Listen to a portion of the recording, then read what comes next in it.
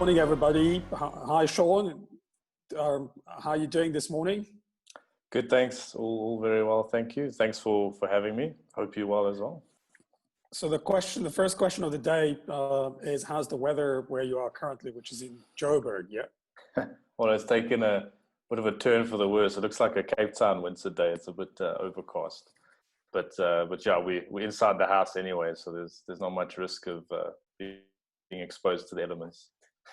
So I'm told quite a big cold front on the way for the weekend, so you better make sure you've got sufficient warm clothes for the weekend. But Sean, great to have you. You just as a brief intro, you've been in the real estate sector for more than 10 years. You've been in the UK. You decided to come back to South Africa a couple of years ago. Well, when I say a couple of years, sort of around 3-4 years ago.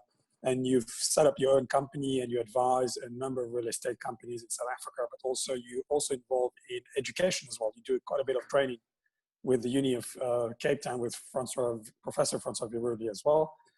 The topic of today is the role of technology. Obviously, I mean, how can we not talk about technology? These days we talk about the new normal, we talk about the post-COVID.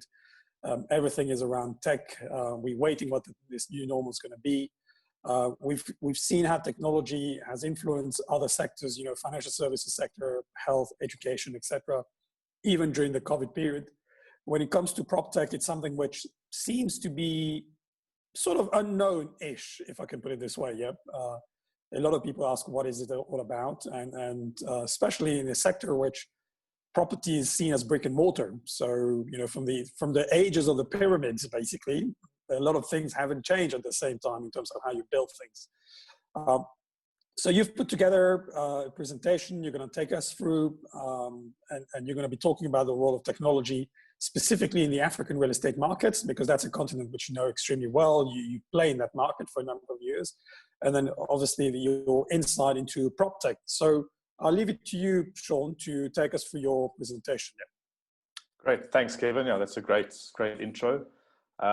Like you said, Proptech, it's right to say it's a relatively unknown topic in the African context in some ways, even though there's some great companies that are active and it's growing quite quickly.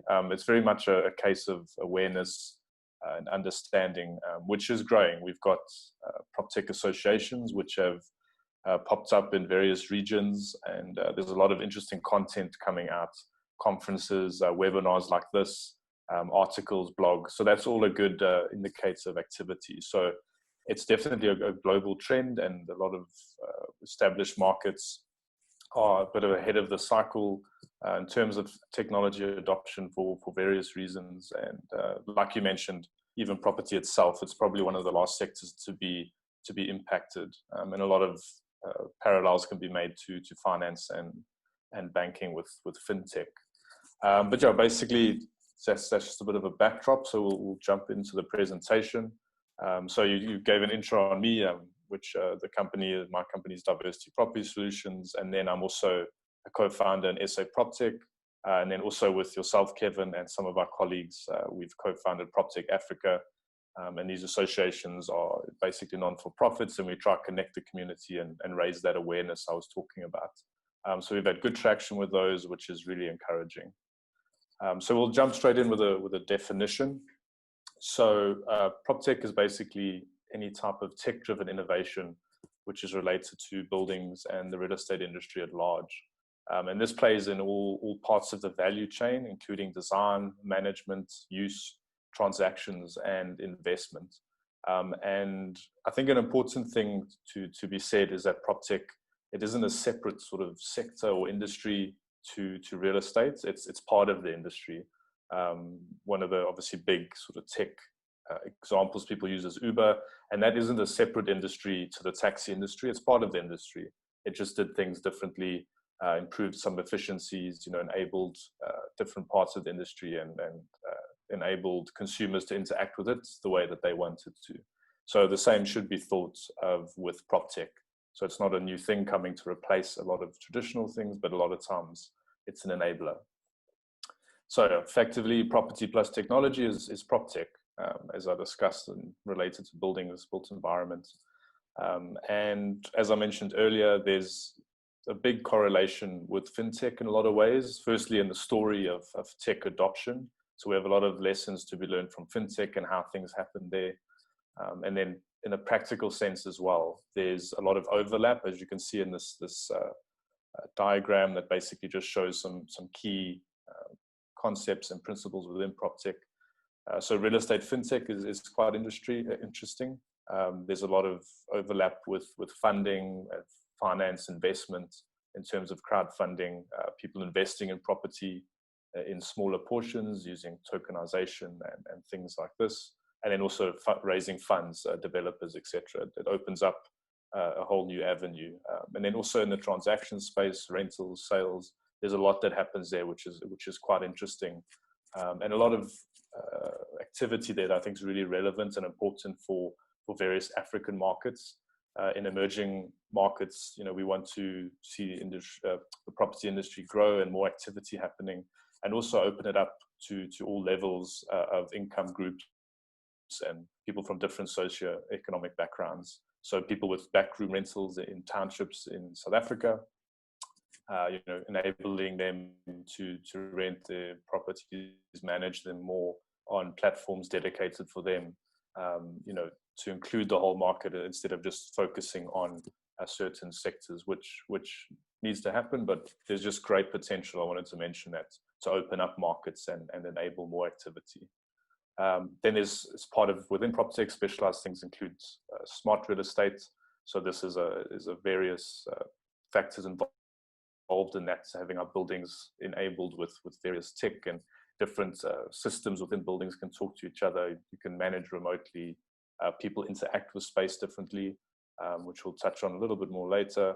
And then the shared economy is a big part of this. It's affected many industries, like the Uber I mentioned. The Airbnb is a big example in property, and we're seeing space being used and transacted in different ways and on shorter time frames. That's historically, obviously, long-term leases. A tenant takes space.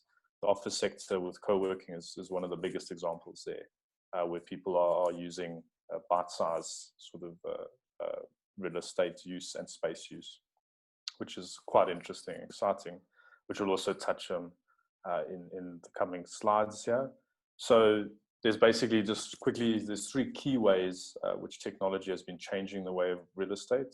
This is based on a 2017 report by Professor Andrew Baum of the Said Business School at the University of Oxford. It's still regarded as quite a seminal piece of research in the industry, and he has released subsequent reports, and it's a good source of information that I encourage people to go have a look. But basically, he highlighted three main ways that technology is changing property. So one of the biggest and probably the most unsettling for a lot of property practitioners, especially estate agents and brokers, is technology is cutting out the middleman by way of peer-to-peer services or products, crowdfunding, and the sharing economy, which I touched on. So it's enabling property users, property developers, investors to gain services or funding in different ways, and for the customer to transact differently. Like Airbnb put landlords and short-term renters in direct touch with each other. We're seeing this being done with rental properties in the residential sector, and also office markets with online listing platforms, etc. And a lot of times the agent, the broker, is still very relevant. Property is bricks and mortar, as you mentioned, and there will always be that touch point. But the important part is, yes, there will be some digital platforms which try take as much of the property transaction process online as possible. But a lot of times people still want to interact with a broker, and brokers can complement this by, obviously, there's still sectors of the market that want to transact traditionally. I don't think that'll go away. And then there's a sort of omni-channel combined process where agents and estate agents can be empowered by technology and offer their services in a different way that's more efficient and cost effective for everyone involved. Because at the end of the day, consumers, they start demanding things differently. They use apps to order a lot of services and interact with a lot of companies they deal with and retailers. So the same is coming in terms of property, but it's very much a mix. And I think it's technology is an enabler, which is an important thing to take note of. So those property practitioners will do well just to understand what the trends are and see what might be relevant to them and their customers. Secondly, technology is driving innovation in property uses. So this is where the flexible space co-working came in, which is complemented by things like cloud working and immersive technology, and also online retail. So within each sector of the property industry, office, retail, industrial, and also in terms of leisure markets, and also more specialized things like catering and the restaurant industry. We're seeing sharing economy platforms enabling more sort of flexible use of space and much more flexible terms and interaction for tenants, which really enables entrepreneurs and smaller businesses, and also offers larger businesses much more flexibility in the way they interact with space and use space. So from co-working, you can use an office space for an hour or a day or a week. With retail, we're seeing retailers, using pop-up stores, and then some specialized companies that enable a small retailer to place their products on shelf in a sort of shared retail environment, which is quite interesting. So this is also where there's overlap: retail, e-commerce, and property. Some of e-commerce is completely online, obviously, with the Takealots, Amazons, and Jumia's of the world. But there's still a need for space, whether that's physical retail space where people still want to interact with products, especially clothing. Some shops will be purely showrooms where you don't purchase anything, where instead you interact with the product and then go buy it online in the best way you'd like. And then linked to that is obviously logistics space. And we're seeing like a co-working model there as well, where there's a warehouse that's split into various sections, and as a retailer, you've got you importing products that you're going to sell, and you need to put them somewhere for a few weeks before you distribute them. There's also a need for sort of flexible on-demand logistics space, which we're seeing as well, and also micro manufacturing, micro industrial units. So this is quite interesting. Those are just some examples. Obviously, there's different ways that this enables itself, and a lot of times it might not be tech heavy or complex tech that enables these platforms, but obviously you can get more sophisticated with the ways you do it. Next, technology is driving the efficient use of space. So this is linked to things like Internet of Things, and particularly smart buildings, and then on a larger scale, smart cities. So this is for me is like the very interesting next step of sort of tech related to our physical environment, how we interact with buildings, how property facilities and asset managers manage their buildings, manage their portfolios. A lot of it's linked to extra data, which data is the lifeblood of any technology intervention. And historically, property, there has been data generated, but perhaps it hasn't been used in ways that have generated extra insight and uses. So this can be from remote access, remote management, different measurements from different sensors that are either installed or through Internet of Things. There's existing devices such as the access control points, perhaps people's mobile devices, where you can measure a variety of things, people going in and out, where people are in the physical space, to enable things like space optimization, especially for flexible working environments. That's quite a thing. And then with obviously the COVID world that we're living in and the new normal that's approaching, things like social distancing, this type of technology can be very interesting, linked to measuring the use of space, encouraging social distancing, and then linked to things obviously like hygiene and cleaning as well. So a very big topic, something you could speak to on itself, but it's basically technology-enabled buildings, and it's how they're managed and how the users interact with that space. Again, a lot of app-enabled interaction with buildings for tenants, which is quite exciting. Next, just quickly touch on this. These are major tech trends that are touching a lot of industries, but have a place in property and Proptech as well, things I've discussed. So things like big data, I touched on data. So that's how you collect data, how you package it. And then if you do that correctly, you can plug it into very interesting, complex things like machine learning and AI, which can give you really interesting insights and almost sort of automatic reactive or proactive measurements in buildings. So, if you had a smart building system feeding all this data into a machine learning system, it could identify possible maintenance issues with overuse, or perhaps optimize air conditioning, lighting, and use of space, almost giving you on-demand insights. Blockchain, very exciting on its own, a lot of place to play in transactions. Autonomous vehicles could be in the not too distant future on the continent, for various reasons. Perhaps it'll be a bit longer till we see this happening, but linked to that is drones, and that'll change the way we deliver products, how transport happens, deliveries, which is interesting. 3D printing, modular construction, I think very relevant across the board, from high-end buildings to affordable housing. And on the continent, I think this is quite important, especially in the terms of affordable housing, bringing down costs, quicker construction to deliver that much needed affordable housing in many of our cities. And that probably sits more in Contech, which is another area, construction technology, but again, very closely related. Next, just a quick snapshot to give you an idea of a global Proptech activity. So this is global funding. There's various measures of this, and there's not always a correlation because different measures are used and parameters to measure this funding. But basically, this just touches on the trend, which is upward. So people are investing more in technology because companies and users are making use of Proptech more.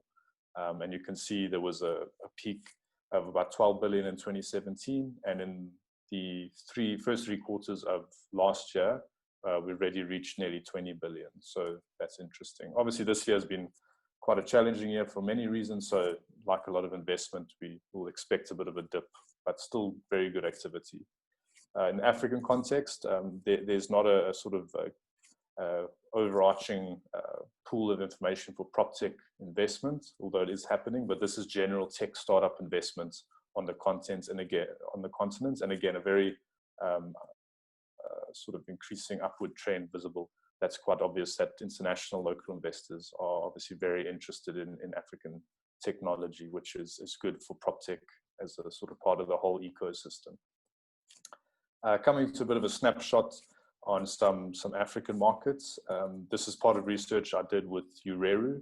So we did a report and then a Proptech map, which is something you'll see for various countries all over the world. Just an interesting quick snapshot of activity in a nice graphic presentation.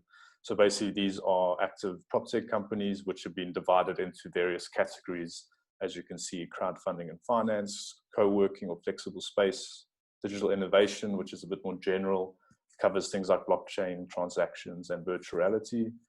Selling and letting, which is a lot of platforms or online transactions, which is globally, the trend is that this is quite an active category, along with the next one, services and software, which is a lot around property management software, smart buildings, etc.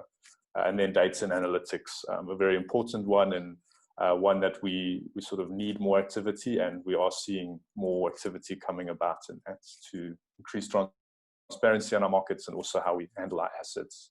So that was the South African one. Sorry, I didn't mention that.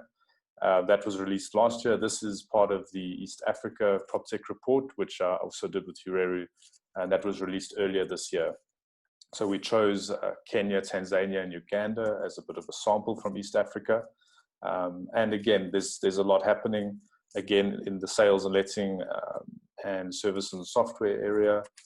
Co-working flexible space is very large. Obviously, there's a lot of independents and some national players there as well, which is interesting. In East Africa, what we saw is obviously real estate markets themselves are still maturing in a lot of ways. So that sort of ties in with the Proptech activity we've seen, and it is maturing in some ways. So some ways perhaps it's less sophisticated, but interestingly in other ways it's actually more advanced than, say, more developed countries like South Africa, and even compared to overseas, the markets that are more developed, especially with mobile technology, blockchain. Things are happening specifically in Kenya, where investment and transactions is happening either with blockchain enabled technology or mobile technology, which is obviously, Kenya's been a very exciting market for that with M-Pesa, and that technology has just been put into various areas. So some very interesting and exciting activity on the continent. And some of these things, like the mobile technology-driven solutions, it's African solutions for African problems, which I feel is a very important consideration to have. You can look obviously for inspiration to other markets, but at the end of the day, you've got to make sure these products are suited for the local environments, and we need to see more homegrown innovation as well, which we are seeing. And it'll increase, perhaps not massive activity right now, but it is increasing gradually. And as our markets mature and activity increases, we'll see the same with technology. So yeah, that was just a very quick sort of overview and some of the key principles.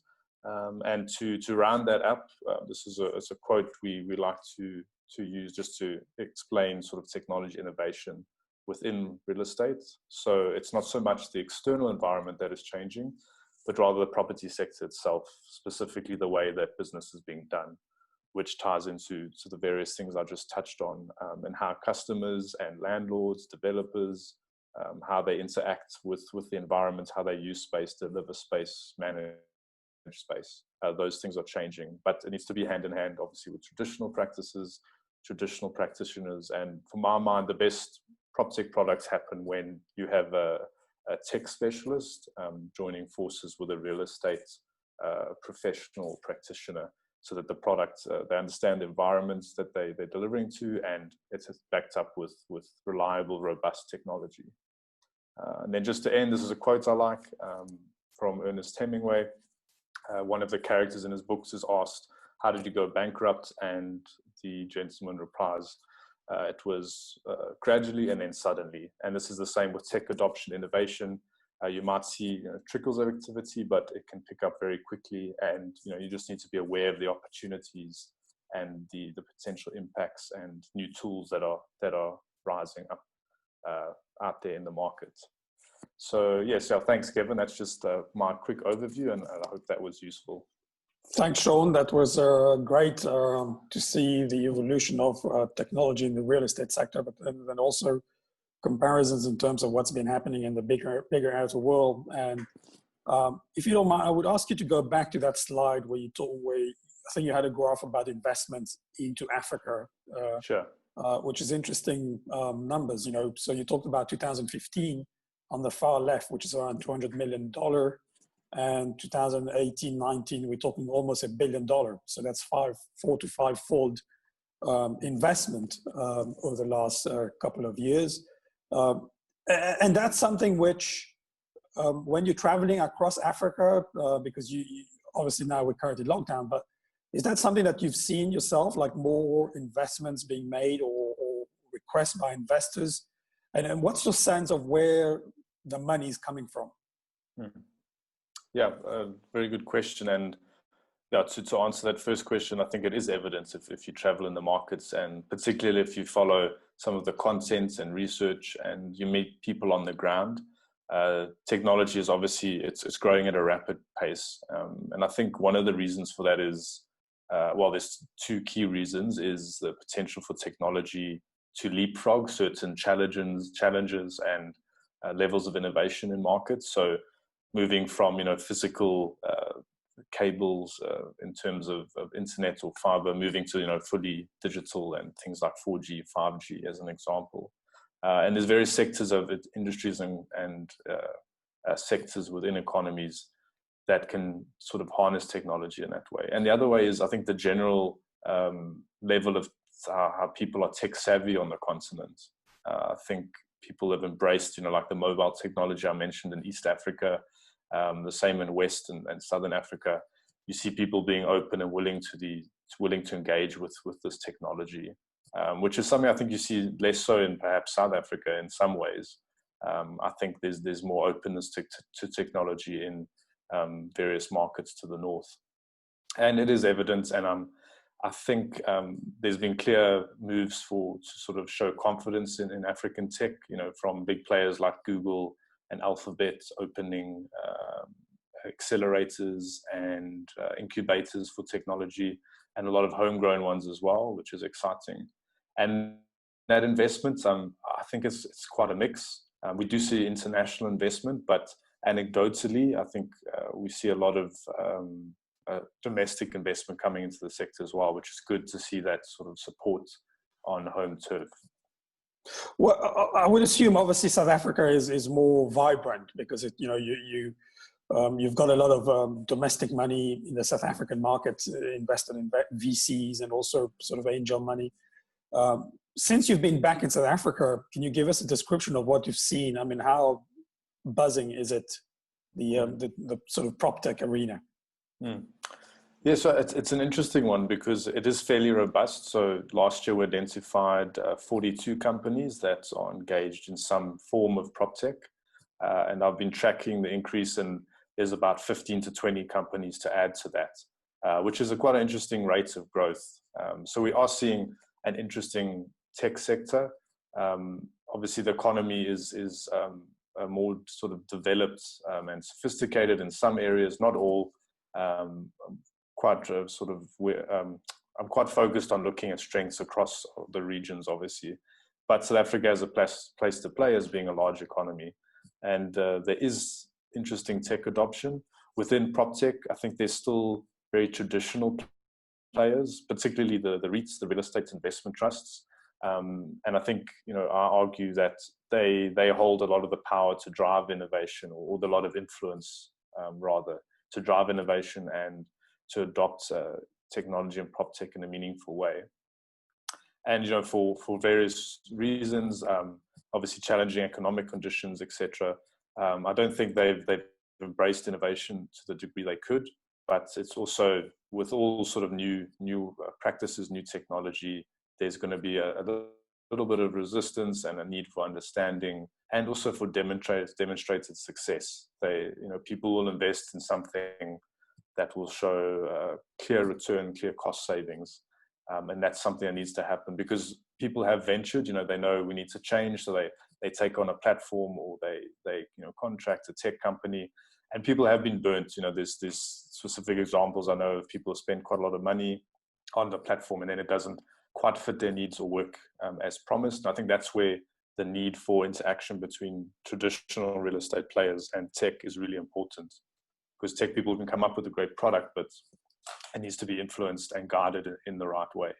So it is an exciting environment, but like I said, there's still a lot of traditional players, and there's still a lot of adoption and awareness, I think, to be raised. But the tide is turning, which I think content in terms of articles, like I mentioned, and blogs and research, that's a good sort of touch point. You can see it's moving along, and companies are taking strides. So it's moving in the right direction. And north of South Africa, or the rest of Africa, which country or countries are you seeing as sort of coming up as the, sort of more vibrant, where you see more techpreneurs or local guys getting into PropTechs? Because you've been traveling quite a bit, so it would be interesting to understand, where do you see opportunities? Yeah, I think, key centers or key regions obviously is West and East Africa, and they're really fascinating regions because they're obviously very unique in their sort of their makeup and in the way they approach things, but very exciting markets and demonstrating really exciting capacity and will to change. Like I said, I think a lot of times the sort of attitude to tech is better in those markets, and people are more open to exploring. So East Africa, like I said, I've gained a bit of insight from that reports that I put together, looking at Kenya, Tanzania, and Uganda. Purely, for its sort of size of its economy, Kenya is obviously responsible for most of the activity.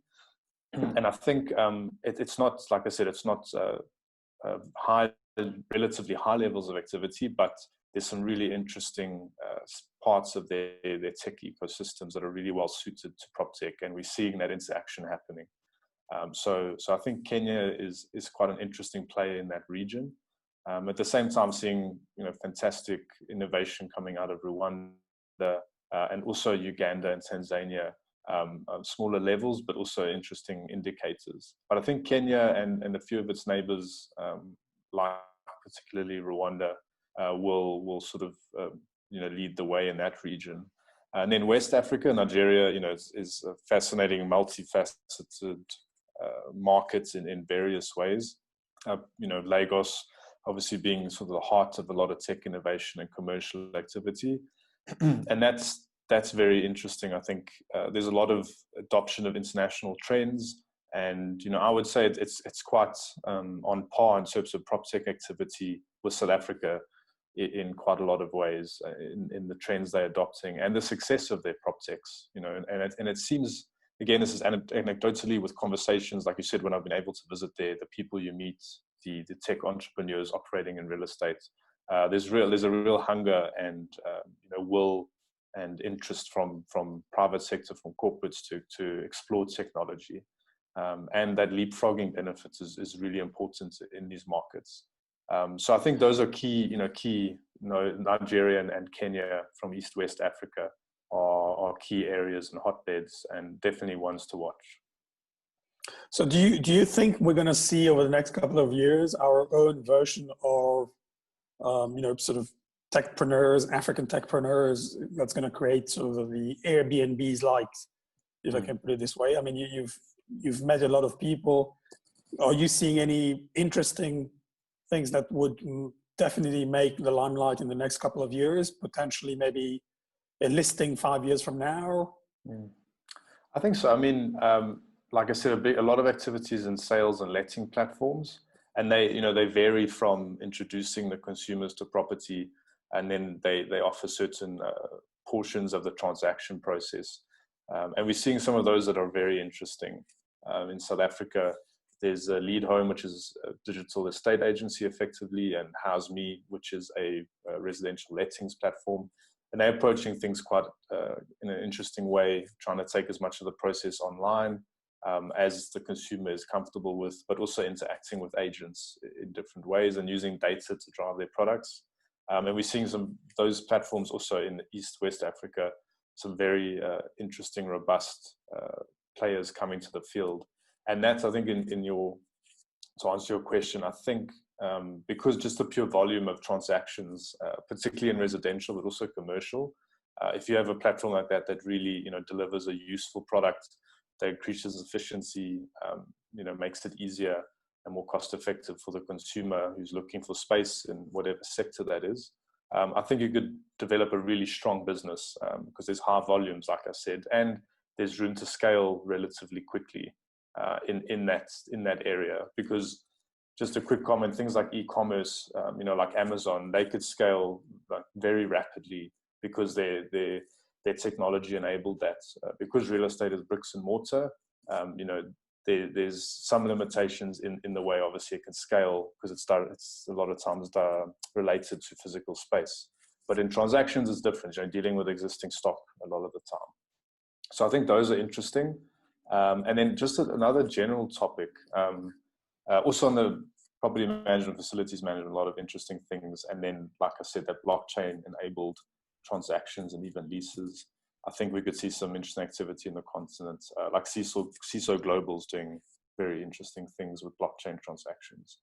But just to say, I read an article recently about unicorns versus zebras, which is interesting. So they say there's a movement towards not looking for that unicorn, like the next Airbnb, but rather looking for businesses that are small to medium-sized, tech businesses that are more sustainable, offer real service that's valuable to the market. So I think there is perhaps room for some big unicorns to come into the market, but I think entrepreneurs and companies, corporate, should look at those zebras. So companies that can grow to a reasonable level and be sustainable, and create jobs, because in our markets, entrepreneurs and small to medium-sized enterprises are, the lifeblood and responsible for so much job growth and a large portion of jobs. So I think there's a lot of opportunity for robust businesses to come in and grow,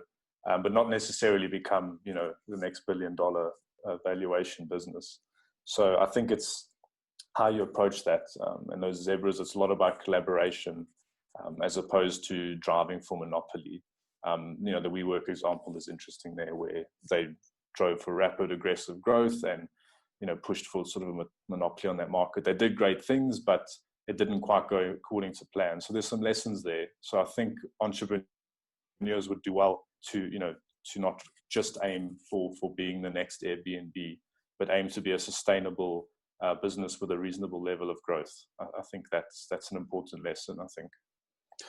How close or how far do you think we are from a Proptech perspective, continent-wide? Yeah, if you look with our peers in Europe or the States or Asia, for example. I know you're doing quite a bit of work currently with another friend of ours, with India as an example. How much are we lagging behind, do you think? That's interesting, because I like to look, obviously, to the US, Asia, Europe, fundamentally different markets. So yes, we're lagging in some ways, but a lot of times it's the natural progression of things. But more relevant markets are certain parts of Asia and South America. I found interesting in terms of similar dynamics and structural formations of economies, and emerging developing markets. So I think there's certain ways perhaps we're showing innovation, but I think in terms of activity, particularly you mentioned India, I think that's very exciting. They seem to, they're quite quick moving with ideas, and people also embrace change. And also it's a massive market, which is always, if you have a level of 2% penetration in India, it means a lot versus a country like South Africa with 60 million people. So there's those dynamics, but I'd say it's a bit of a mixture. I think we're probably on par with a lot of South American countries in terms, the conversation is active and robust, and there's some great companies coming out there. But anecdotally, it is a tough one. So probably on par in a lot of ways, but perhaps a little bit, I'd say a little bit behind the curve in some of those countries. And a lot of that is to do with, I think, focused activity, and particularly things like a good measure is like a Proptech focused incubator or accelerator. Tech incubators, accelerators, they're all the rage, and they have an important part to play in giving these businesses a boost, especially with those zebras I spoke about. A lot of times they need a bit of that support just to fine tune and become that sustainable business with reasonable rates of growth. And that's something you don't see so much in Africa. So that's a very good indicator. And you see it more in Asian countries. India, there's some great ones, especially you mentioned to the colleague we're working with. He's introduced us to the Brigade Reap group, which is doing an interesting sort of Proptech intervention there. So I think we need to see more of that on the continent, which is part of, I guess, what we're trying to do with Proptech Africa, is get that conversation going, encourage people to start those incubators. So I think we're doing well, but we need perhaps a step further in commitments and drive in the sector. Sure. Sean, we've reached the end. Any parting words? I know you're doing lots of initiatives, education, getting the Proptech out there, Proptech South Africa, but also Proptech Africa as well. Your parting words, how optimistic are you in terms of this positive disruption out of Proptech? Yeah, I'm quite positive in its potential. I think we like I said, there's a bit more on the awareness and sort of the willingness to adopt technology. I think we need to work on, but that conversation is moving forward.